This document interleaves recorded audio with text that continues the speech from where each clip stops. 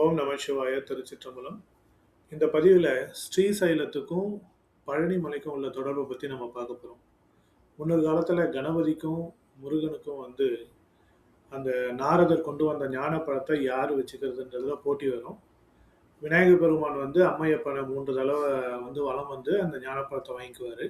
முருகன் மயிலேறி உலகத்தை வலம் பார்க்கக்குள்ள ஞானப்பழம் விநாயகர் கையில் இருக்கும். அதனால் கோச்சிக்கிட்டு கைலாயத்திலிருந்து தெற்கு நோக்கி தென்னாடு நோக்கி அமர்ந்த இடம் தான் கிரௌஞ்ச மலை. இப்போ ஸ்ரீசைலம் அப்படின்னு சொல்லிட்டு ஆந்திர பிரதேஷில் இருக்குது. நல்லமலா காட்டில் இருக்கிற ஸ்ரீசைலம். அங்கே தான் அவர் கோவிச்சுக்கு தங்கினார். அங்கே அவர் குமார பிரம்மச்சாரியாக இருக்கார்.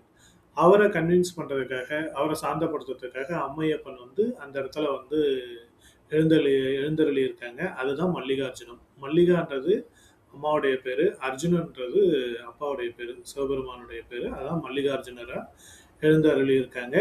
இப்போ அப்பா அம்மா அங்கே பார்க்க வராங்கன்னு தெரிஞ்சவொடனே இன்னும் ஒரு தெற்கு நோக்கி அவர் தள்ளி வந்துடுவார். அதுதான் இது பழனி திருவாவின்குடி. திருவாவின்குடியில் அவர் தண்டாயுதபாணி கோலத்தோடு தங்கிடுவார்.